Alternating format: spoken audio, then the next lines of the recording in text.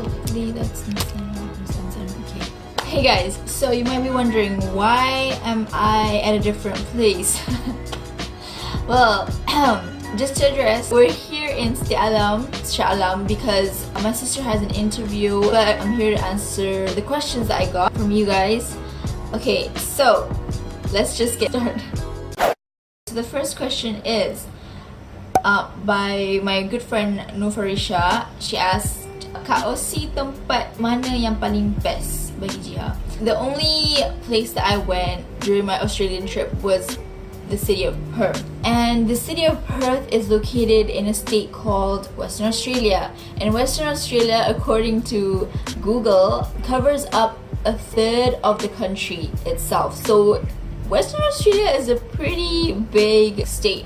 And I only managed to cover, I think, probably like 50%. Besides Perth, I did go to other parts of Western Australia. So regarding to the question, my favorite place that I have visited in Australia has to be Caversham Wildlife Park.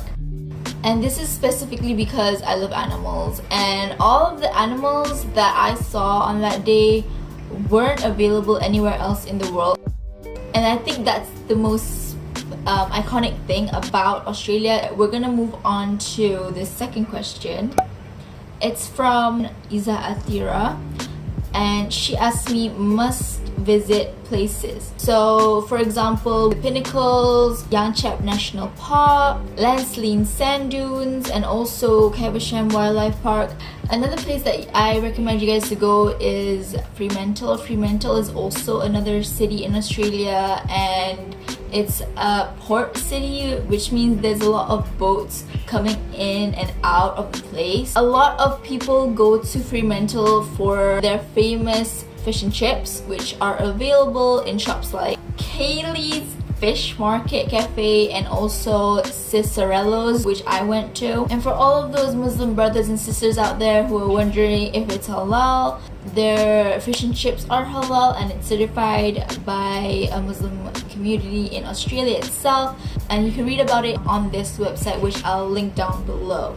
But yeah, those are the places that I recommend you guys to go to, and you should definitely not miss out. Another question that I got was from Faris, and he asked me, rent a car or public transport? In my opinion, I really recommend you guys to rent a car, and this is because it makes traveling much easier. You can go anywhere at any time and not being held by a strict timetable. Also, I think that renting a car is much cheaper than their public transport because their public transport is very expensive in my opinion. It's not worth it. I think that if you do live in Perth, getting along the public transport is just fine because you're going to be using it possibly every day. But comparing that with the total of renting a car is much cheaper. I think that the only cost that you have to think about is the fuel. So as for me and what I experienced, I definitely will recommend you guys to rent a car. And the next question that I got is from Antinople, and he's also a friend of mine, and he asked me tips musim sejuk. When I went to Perth, it was in summer and it was just really nice weather in general. It was about 20 to 24 degrees Celsius. So if you are going to Australia during colder weather, which is probably in autumn or winter, I really recommend you guys to check the weather forecast just to see how cold it gets. I think that you can really mix and match with what you're wearing, because I know that for us living in Malaysia, it's kind of hard to adjust, especially when we have hot weather all year round. I'd really recommend you guys to bring a jacket or a sweater. I would always bring along extra socks because that will really help a lot, and also bring a pair of appropriate shoes like sneakers or trainers, anything that can protect your feet from being cold. What I basically do before I go to a city or country is I do some research beforehand, and this is regarding to the weather, attractions, transportation, and also food. So these 4 elements are very important to look into in order for you to have a smooth trip.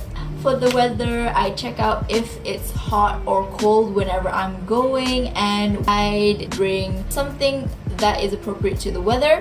And as for the attractions, I would plan my itinerary once I found out interesting places to go to. So doing some research regarding to the places that you would most likely go to visit would really help out in estimating the total cost of your trip, because these attractions usually cost you a lot of money, so planning that out earlier can help you with your budget. And for transportation wise, I'd see what's the best way to get around the place. So for example, when I went to Hong Kong, I found out that the best way to get around Hong Kong was by their public transport, specifically their trains, because they're very efficient, the tickets are super cheap, and they're very reliable.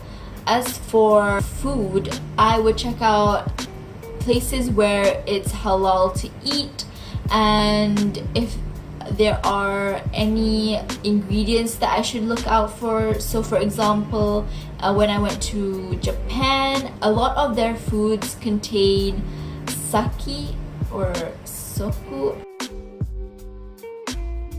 I'm not sure what it was, but it was a type of alcohol, and they would put this ingredient for the majority of their foods, so it's something to really look out for.